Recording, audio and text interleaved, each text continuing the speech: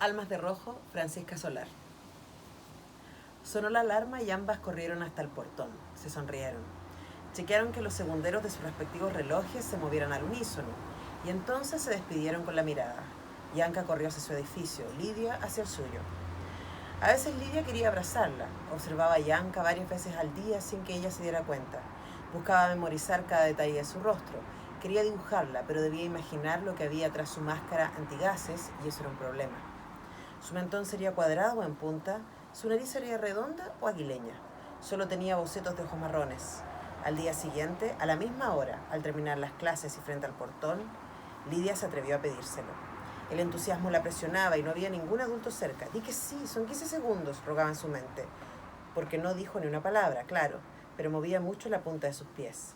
Hasta que Bianca llevó una mano tras su cabeza y desabrochó el seguro. Lidia saltó de alegría sin soltar su cuaderno y lápiz. Bianca tomó una gran bocanada de aire, apretó los labios y se quitó la máscara. Habría sonreído si hubiese podido. Lidia tiraba líneas con torpeza y rapidez, hipnotizada por el hoyuelo en su mejilla izquierda. Hasta que Bianca tosió. Su boca se había amoratado por aguantar la respiración. Compartieron ojos de angustia mientras ella volvía a ponerse la protección sobre su rostro. Lidia temblaba. Había perdido la noción del tiempo. ¿Habían pasado más segundos de los permitidos? Bianca le tomó una mano y asintió. Al parecer estaba bien. Miraron sus relojes sincronizados. Eran las 4:07 de la tarde. Bianca fue la primera en moverse, cruzando a la acera de enfrente y hasta su edificio. Su madre la esperaba ahí. Quedaban 3 minutos para el toque de queda. Lidia también debía correr. La niebla bajaba todos los días a las 4:10. Recorría las calles como una serpiente persiguiendo un ratón. Abarcaba hasta la esquina más diminuta, bloqueaba cada puerta, ventana o alcantarilla. Se enredaba entre las construcciones altas y cubría sin tregua al sol. El manto tóxico acumulado por décadas de contaminación industrial inescrupulosa era tan denso que lo eclipsaba y los rayos no lograban traspasarlo. Los días eran cortos y cada noche artificial era una noche gris.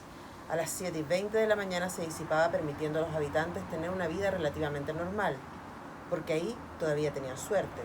En otros lugares la niebla se había quedado. Xinjiang, en China, fue la primera ciudad en caer algunos años atrás. 7 millones de habitantes atrapados en sus propias casas, asfixiados lentamente. Siguieron otras en India, en Arabia Saudí, ciudades fantasmas, desiertos de cemento y ceniza en tierras inertes, de cuerpo a medio enterrar. La niebla llegaba a las calles como un tren suizo, siempre a la hora, pero era un invitado de piedra. El temor era que jamás quisiera irse. Lidia cruzó el umbral de su edificio a las 4:09. Su padre estaba esperándola, furioso. Entraron al ascensor sin mirarse ni tocarse, hasta que la luz del número 20 en el tablero se apagó. Las puertas metálicas se abrieron y Lidia vio frente a ella la puerta de su departamento. Quería correr sin esperar, pero no tenía llaves. Debió seguir los pasos de su padre hasta que girara el cerrojo, cerrara la puerta tras él y encendiera el sensor de oxigenación, el que solo existía en el interior de las casas. El pitido les indicó que ya podían respirar sin protección. Lidia no se quedó a escuchar el aburrido sermón de llegar a la hora, del peligro, de la responsabilidad. Se quitó la máscara, la colgó en el gancho de siempre y acarreó su mochila hasta su habitación. Tenía algo más importante que hacer. Desde que habían llegado al vecindario, la madre de Bianca no la dejaba ir sola a ningún lugar. Y cuando tenía que viajar, la dejaba al cuidado de su abuela para que no saliera. Lidia no conocía a otra niña de su edad. Ver a Bianca llegar a su clase le había dado una felicidad que no esperaba. Jugar sin hablar no era un problema. Su compañía le bastaba. Dibujaba sus ojos durante toda la clase. Esa tarde estaría encerrada dibujando hasta que diera las 6. A las 6 ya nadie discutía con nadie, salvo dentro de los lugares habitacionales. Ningún otro espacio era seguro para interactuar.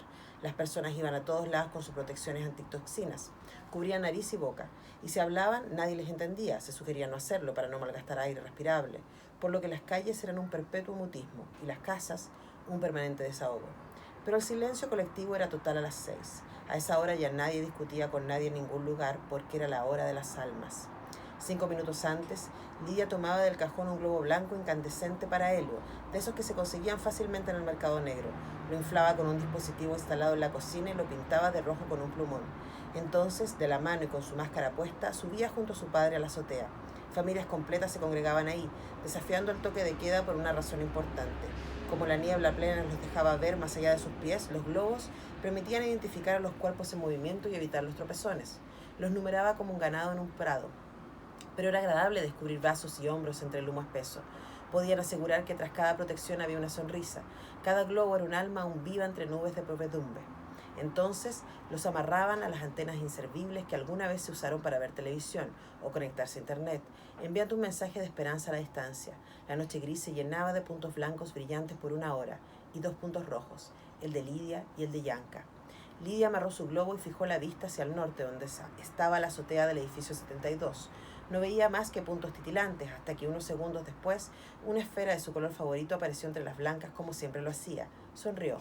Era como continuar una conversación pausada que nunca había comenzado. Cuando se conocieron, Lidia le regaló un plumón rojo para que ella pintara sus globos, y sin saber si lo haría, se asomó esa noche a las 6.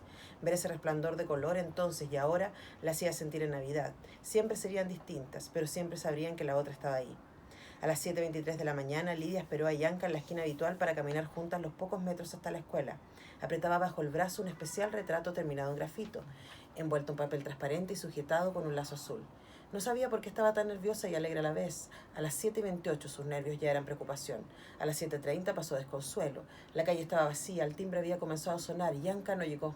Lidia arrastró los pies hasta su sala, sabiendo que el resto del día sería una tortura contemplando el asiento vacío a su lado. ¿Qué haría con el retrato? ¿Dónde estaban esos ojos marrones hermosos sorprendidos al recibirlo? Recordó el movimiento de su pelo al quitarse la máscara, sus labios morados al toser. No había tenido tiempo de aspirar ninguna toxina, era imposible.